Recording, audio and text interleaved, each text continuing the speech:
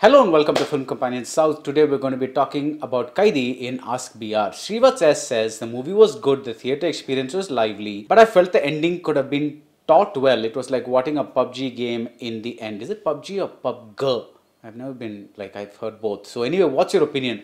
I think the ending was kind of a big highlight, and I think they kind of wanted to go with it. I don't think this is a movie that had anything to teach. It was more like one action set piece after another, and I think that's what it was. It was basically about positioning this guy as wiping out that entire drug cartel, and I think that's all the end was. But they just wanted to show it in a very like a hugely action drama kind of way, like the stuff that we see in the Schwarzenegger and Stallone films, and I think that's what they wanted. Bhuvanesh Kumar says, what if it has been visualized on the screen, the scene which Delhi said that he killed a man with his bare hands and sentenced in jail? I think it was actually nice that they didn't visualize that thing and it remained as a narration, because two things. One, it kind of helps us appreciate it's a different way of taking the same thing.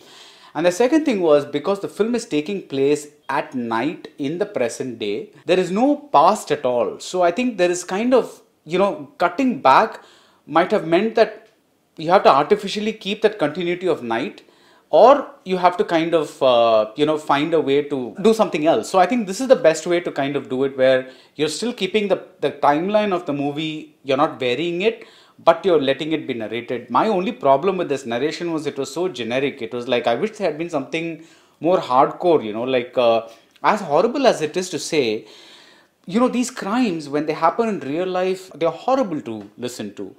But when they're used as a plot point, we distance ourselves from it somehow, because we've seen, oh, been there, done that. Because unless something shakes us out of that something happens, like we switch off from the real life emotion that we would have and go into a kind of movie zone. That's why I think a Tarantino-esque blood splatter kind of hits us more than somebody generally shooting others and blood coming out of them on screen. Because on the road, imagine if somebody was near you and they were shot and they just died, you would be horrified. You'd be you'd be brain scrambled. You might almost have some kind of PTSD. But on screen, when you see a guy being shot down and falling down dead and blood spurting out of him or whatever, it doesn't seem that much anymore, because over the years we have seen so many such incidents. So I think even here, the flashback, I think if the content of the flashback that he was narrating, I think the narration itself is a great idea, but I think the content was generic, and I wish they had gone beyond that. Kaiser Aran says, creating a conflict every 10 minutes in the film leads to so much inconsistency. This rising conflict made me feel more annoying. If the director reduced the conflict and raised the tension of the scenes, it might be a better film. I don't know if there is that much difference between conflict and tension, because conflict is what produces tension. I think the tension in the action scenes wasn't really sustained. I kind of thought they were generic, because, this rising conflict is kind of like, they're just upping the ante every time. So it's like, first the George Mariam character and those students are there in the, that commissioner office. And then somebody comes from top, and that's a problem. And then somebody comes from the side, and that's a problem. So these are very natural escalations of the same thing. So I don't feel that the conflicts was rising so much as the escalations are rising. But I thought what could have been done is not reveal everything at the beginning of the film, so that we would have had some things to kind of understand at the end of the film. But I think, if I go out of the movie and I think this was done because you're already having a slightly complicated narrative structure. So on top of that, if you have, reveals coming in as well, then your timeline is also a little going up and down, and the information is also being dispersed in a kind of an up and down way. So I think that might have been too much for the mass audience. Now, I don't know whether, these things are all speculation, because I really think sometimes we tend to underestimate what the audience will and will not accept. But I think maybe this is the reason that they gave all that information. Otherwise, that's a very, very unusual structure to kind of dump every single bit of information. Why is Karthi here? What is his aim? What does he want to do? Why is that driving that lorry? Every single thing. But who are these drug people? Who are the moles? Every damn thing is kind of revealed at the beginning, and I think that's why it is, so that they could get all that out of the way, so they could just have the action just keep continuing throughout the rest of the film. And I think that's where, the inconsistency happens rather than the conflict problem itself. Tony says, why does Narain not let the college students go even after George Mariam's suggestion? Is the director trying to show the subtle dark side of the police officer? See, I think we are very clear that Narain is a guy, very, very single-minded mission. All he cares about is that the drugs that have been obtained, they should be protected. And, these policemen who are hurt, who have been drugged and they're kind of out of action, they need to get to the hospital. He's very, very single-minded. He doesn't care that Karthi has just been released or, like he's going home after a long time. He's like, I need to get this mission done, and I need to get this done before the bad guys come and descend on me. So he's willing to use everything in his path in order to ensure the success of this mission. And I think that's why he asks the thing, because even if they are students, 4 people are still, or 5 people are still going to be better than one rookie cop kind of character. So Emna Achappan says, you have commented about no change in character arc, but initially Karthi is not confident in raising his daughter and seeks the help of Narain, but at the end Karthi becomes so confident that he refuses offered help and decides to take care by himself. Is this not a change? Well, I'm not talking about that kind of change in character, like not a transformation as such. I'm talking about little things that kind of go up and down. Like Narain starts off saying, I want to do this mission, I want to do this mission. Till the end, that's what he's doing. He's like, fast, fast, fast, I want to do it, I want to do it. There is no like slowing down or anything like that. So like, I agree, this is not a character based piece, because you're kind of, it's all about the action. But the thing is, between the lulls and the action, you want certain things to develop. You look at all the classic action films and you'll see certain things happening, and those things are not happening here, which is why I said, as much about the George Mariam character by the end as as about the beginning. You know that he's going to take that one last stand. That happens exactly. The engineering students are going to help him with that. That happens exactly. There is no one thing that says, somebody is going to turn traitor, or like one of the engineering students tries to hit George Mariam in the head and run away or something like that. Nothing happens. It's like it's the very, very same. What happens at the beginning, how the characters are at the beginning, is pretty much how they land up at the end. Jigar Tanda says, I felt that the antagonist characters were single-dimensional. The casting though was amazing. Your take, Mr. Pierre. I thought they were very one-dimensional. In fact, actually I thought everybody in the movie was one-dimensional.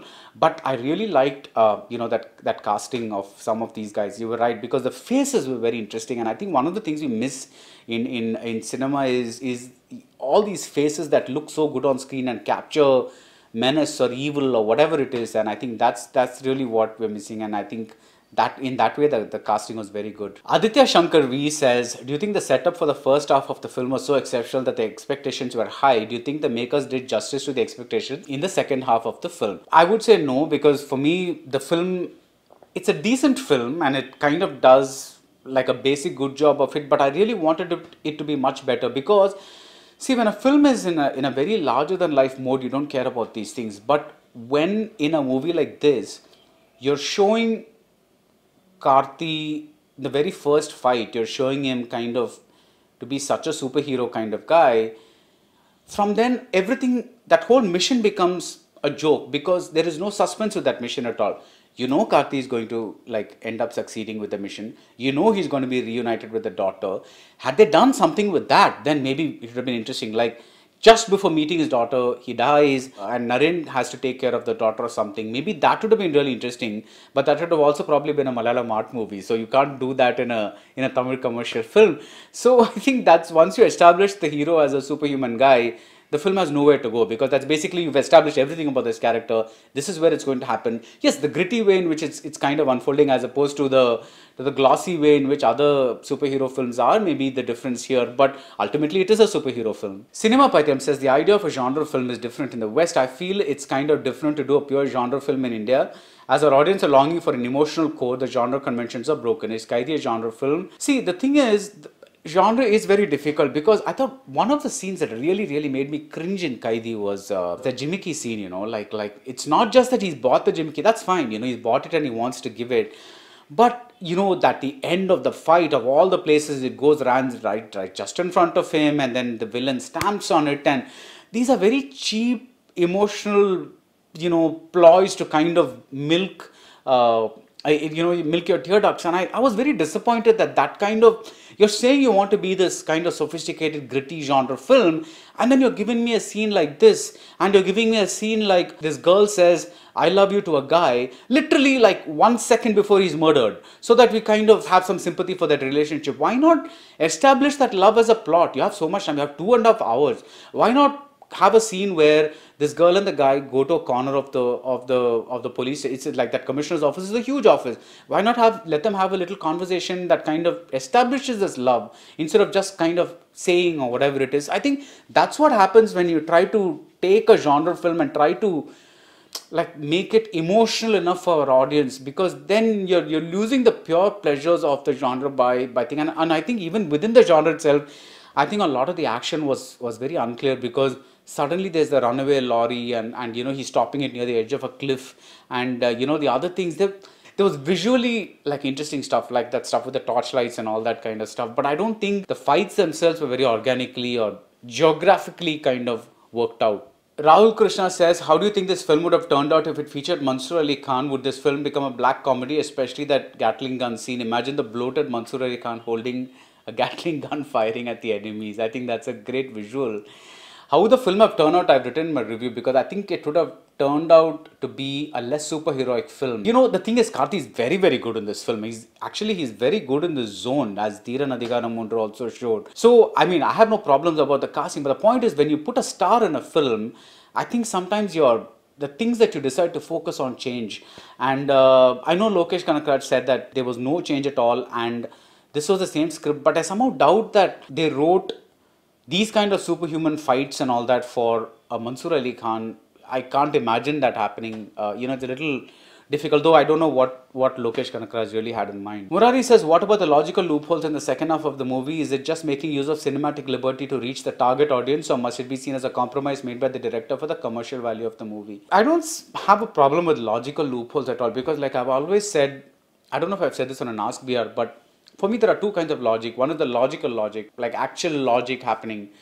The other thing is emotional logic, where even if the logical logic is not taking place, because the moment is so emotional, I'm willing to overlook certain things, like how did he manage to cross this huge distance in such a short time? That would be a very logical kind of logic. But if the emotional logic of that scene works, I might be able to not care so much about this, because that's why I think a film has to have a balance of both. I don't mind logical loopholes as such, because as long as it's narratively interesting, I don't care about the logical loopholes. But as to whether it's a compromise made by the director for commercial value, that only the director will be able to answer you. Madan Prasad says, movies of the genre usually give their audience a false sense of dread that something might actually go wrong in the story, even though we know that good always trumps evil.